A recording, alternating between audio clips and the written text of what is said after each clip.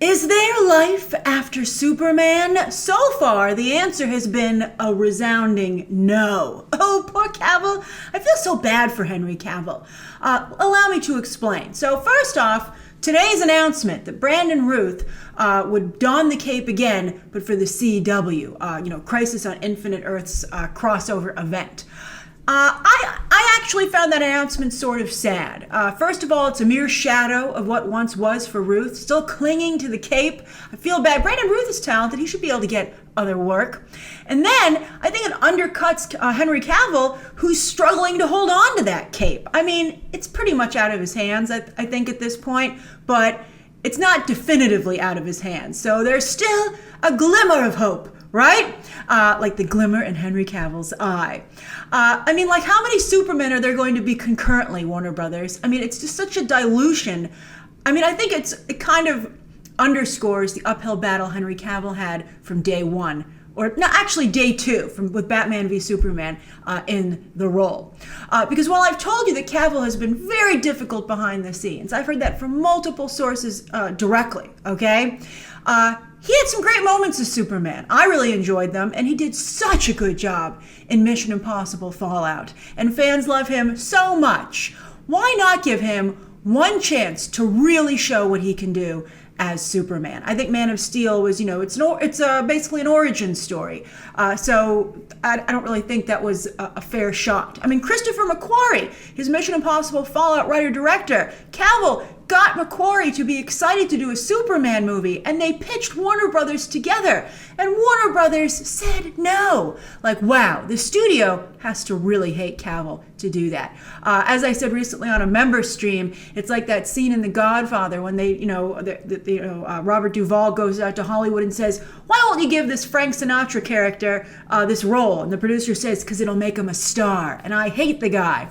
I'm paraphrasing. Watch The Godfather. But anyway, that's kind of how I feel the situation must be with Henry Cavill and Warner Brothers. So here's hoping that Cavill can break the Superman curse with The Witcher. I'm rooting for the guy. So let's take a look at this thing.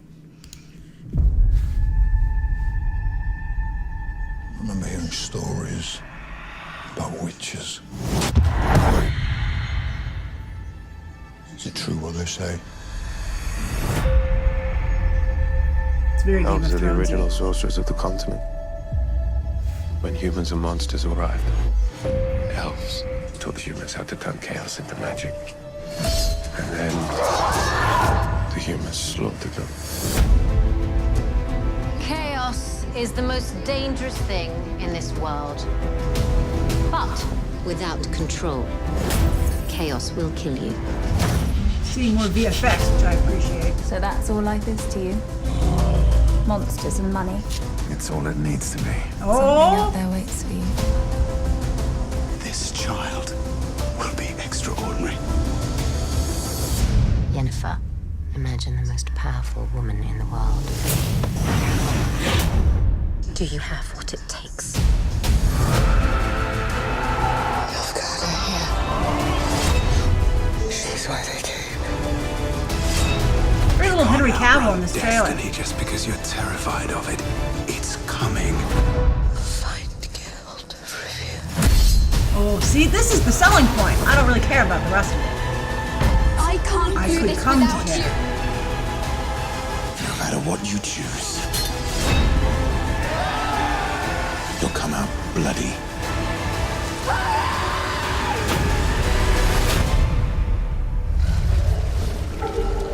There's a monster. Oh, why does he look like that? I gotta tell you, I'm disconcerted with how few lines Henry Cavill had in that trailer. I'm like, why are you hiding your star? That seems sort of weird to me. I was like, nobody cares about those two female characters. Again, maybe we could come to care, but no one cares right now.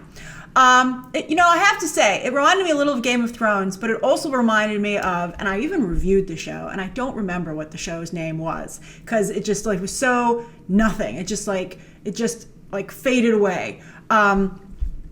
It was the MTV show, and I'll put the picture up. I'll find it, and so you can see what it was. And it was like, it tried to be its own like fantasy Game of Thrones, and it had Manu Bennett on it, who's very Henry Cavill-like actually, and also is on the CW as their Deathstroke.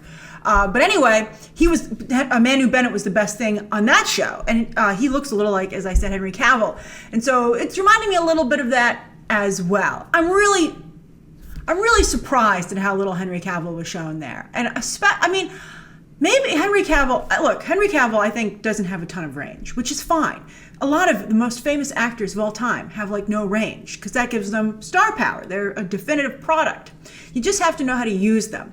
I almost feel like maybe James Wan, who did such a wonderful job with Jason Momoa and Amber Heard, like leagues better than you ever thought either of them could ever be in Aquaman.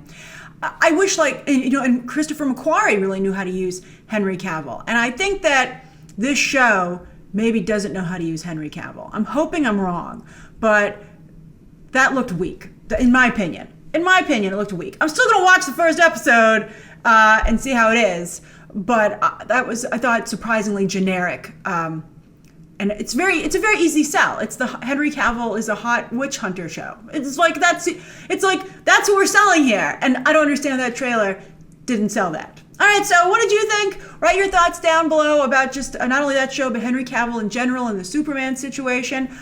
You can please hit that subscribe button. And of course, as always, you can check out some more videos right now.